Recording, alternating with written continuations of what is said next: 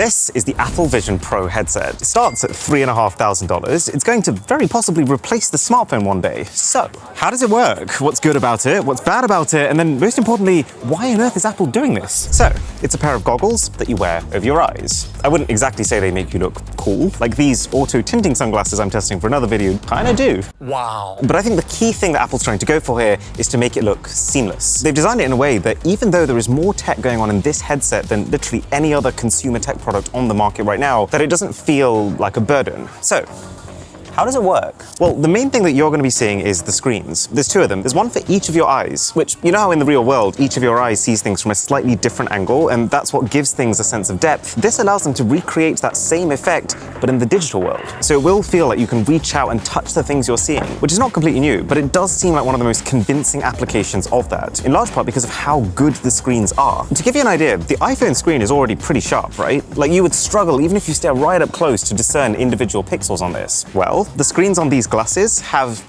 can't even make this stuff up, 64 times the pixel density of the iPhone. That's almost impossible to even visualize. But they're doing that because even when your eyes are right up next to these screens, they don't want you to ever see an individual pixel. So yes, this thing is really, really expensive, but we need to make something very clear, that this is not just a pair of movie glasses, the kind you've been able to buy already for the last 15 years that you stick on your face and you watch TV on. This is Apple fleshing out what's very likely to become the replacement to the smartphone one day. A way to watch things, yes, but also a way to communicate, to express yourself, and one day be able to use all the apps that you've gotten used to, but in a whole new dimension. It's the equivalent of not just having like a 6.5-inch screen like I have on my iPhone right now, but a screen that at all time can fill your entire vision. And if your entire vision is just display, then you have basically unlimited room for your apps. And so, as you can probably imagine, to achieve that, the hardware also has to be a lot more than just screens on the inside. So, you'll notice if you look at the bottom, this thing is covered in sensors. You've got 3D cameras, you've got LiDAR scanners for depth detection, and more. So the 3D cameras can continue to feed you a 3D view of the room you're in, just like your eyes would normally do.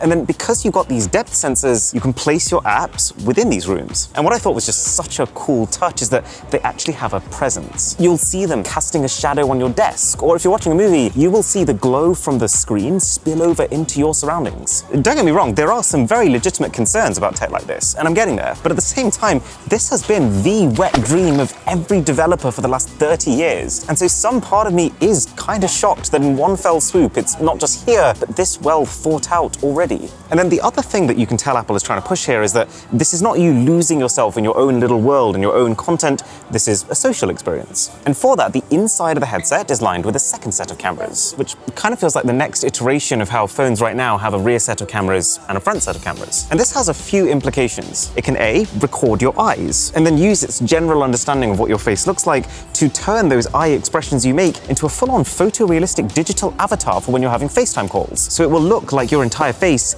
even though it isn't. But then also, it can project a 3D model of what your eyes are actually doing underneath this headset to the external screen. Yes, the outside is a 3D screen too. And yes, the image that other people see will change based on the angle that they're looking at you from. And this is kind of weird. I'm definitely not used to it, and it's not something I ever expected a headset to do, but it does make you look like you're present. When you're doing things that are augmented reality, where you can see other people in the background, it's making it clear to them that you can see them, which does at least somewhat address that kind of uneasiness that you'd get by not actually knowing what someone wearing one of these headsets is looking at. And then when you switch to something that's a full screen experience, your external screen will cloud over to, again, communicate that to the people around you. And then the third thing that these internal cameras do, assisted by some tiny little infrared sensors, is that these are how you control the thing. And this moves me on to the things that I really like about the Vision Pro. Because yeah, really, it tracks the pupils in your eyes, it learns your irises and uses that as the way to authenticate you and automatically unlock itself. It knows exactly where you're looking and effectively makes your eyes the cursor to hover over things. I was a little nervous that they'd then make you have to blink every time you wanted to click something.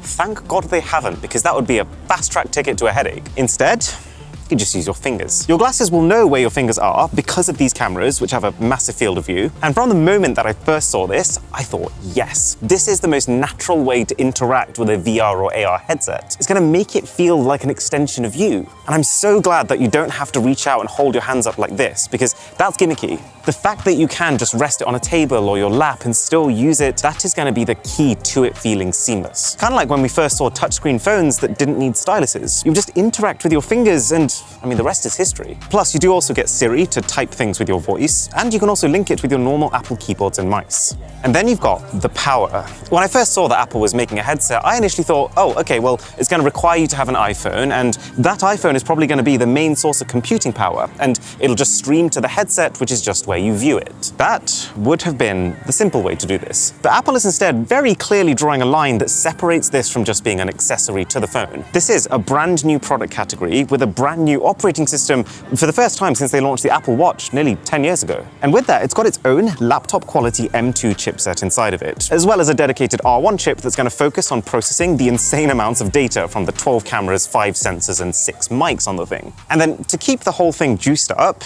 got quite a weird solution in that it's an external battery pack that you keep in your pocket. And my very first thought was, this doesn't feel very Apple. It's not this seamless, polished, perfect solution, and the fact that it only lasts like 2 hours on a charge definitely makes it feel a little bit less bleeding edge. But I do think it was the right decision, because A, it allows you to redistribute a large part of the weight and size of the headset, which, if it's being designed for daily wear, is really, really important. It's still not light by any stretch of the imagination. I mean, it is made of glass and aluminium mostly, but it's not bad. B, it means that it's completely standalone and portable. Having a battery and having your own chip means it doesn't require you to be plugged into a console or a PC. C allows you to quickly swap out batteries instead of needing to actually take the headset off and recharge it. Although, to be fair, based on the cost of the headset itself, I don't think many people are going to have spare budget to buy extra batteries. But D, what I think is the most important part of this is that it's allowed them to get the product out sooner. If Apple had waited for the day where they could get this much power in this kind of form factor with an integrated battery, this tech might well have been sitting on a shelf for another 10 years. But the fact that they are putting it out now means not necessarily that now is the time to buy one, but that in 10 years' time, this tech is going to be in a much better place than if they waited for the first iteration to be perfect. It's also going to be a really comfortable way to consume content. So I took an 11-hour flight to get here. I pre-downloaded some podcasts on my phone, but the whole time while doing that, I was just thinking, this doesn't feel like the ideal way to consume that content. Whereas the Vision Pro would have an even more immersive screen that, even though it's smaller, will feel a lot bigger, have speakers that fire directly into my ears, it'll rest naturally over my eyes so that I don't need to hold it or prop it up to get just the right angle. In a way, this one product has the best parts of every one of Apple's other products baked into it. The connectivity of the iPhone. I mean, the current Vision Pro does not have a SIM slot in, but there's no reason why the next generation couldn't. The display quality of the $5,000 Pro Display XDR, the computing power of the MacBook, not to mention the whole other extra dimension it's adding. And then cameras. This is where you really feel the benefit of wearing your tech, in the sense that all of a sudden you don't need to take anything out to take a photo or video. It's one button, so you can experience a moment while also at the same time resting easy knowing that you're recording that moment in the exact same way that you experienced it in full 3 dimensions. I mean, this is a huge deal. We've been capturing photos and videos for over the last 50 years in 2 dimensions. So if this headset, or the idea of this headset, catches on and becomes mainstream, that changes the entire paradigm of what it means to capture a memory. But there are also some things that do concern me. For example, I find it kind of funny that in the same presentation, Apple talked about how it's introducing a feature that encourages you to keep screens further away from your face, and then introduced a device that keeps screens 1 inch from your face. Then there's the next thing, which is that there's already very little separation between us and our technology. You only have to take your phone out your pocket and your screen auto turns on and you're blasted by notifications. When the device is on your face, there's no escaping it, and that's also slightly worrying. The FaceTime thing also kind of creeped me out. So when you first set this headset up, you do a full 3D scan of your face, and from that point onwards, whenever you FaceTime, what the other person sees is technically a reconstruction of your face instead of your actual face. And at least with the state that it's in right now, it does feel uncanny valley kind of weird. But the key thing that I don't think any future revision of this headset could ever solve is the potential for isolation. I am so incredibly excited that this next era of tech is here, but I've never wanted and not wanted a product to exist at the same time as much as I do with this one, for the simple fact that I do think this is the start of the end for shared experiences. At the end of the Apple event, where they were leading up to announcing the price, they were like, you know, if you bought a massive TV and a proper sound system, you'd spend like $12K. But with this, all of those things together are just $3,500. But the key thing that was missing from that is that a cinema room is an experience for a family. This is an experience for one. I mean, yeah, you could buy 4 or 5 for the entire family and then technically watch the same film all at once, but what I imagine is a more likely scenario is that everyone's actually just watching their own thing. And that core human connection that we've built up ever since we first discovered fire and gathered around it will start to fade.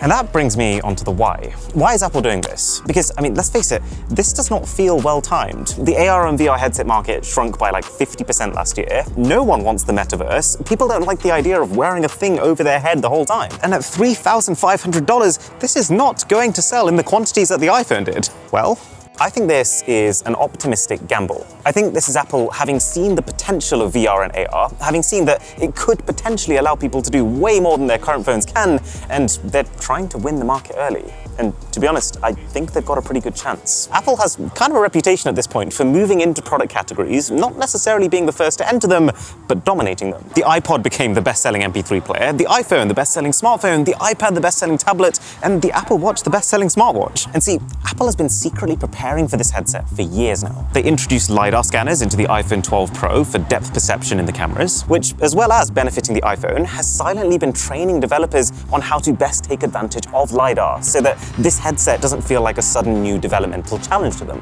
How they've been focusing really hard on Siri's voice-to-text engine, knowing that one day it may well be the primary way to type things. How a couple of years ago they announced spatial audio for AirPods, which tracks the movement of your head and adds the dimension of direction to your sound. Not that useful for an iPhone, but for a headset that's designed around head movements, I mean, it's pretty clear that's what it's really made for. No other company has had an opportunity like this to slowly, gradually build up all the separate ingredients of what makes a headset like this. And that's what's allowed this to launch as a far more complete product than anyone else has in their first gen. And I honestly don't know what other company is going to be able to compete with it.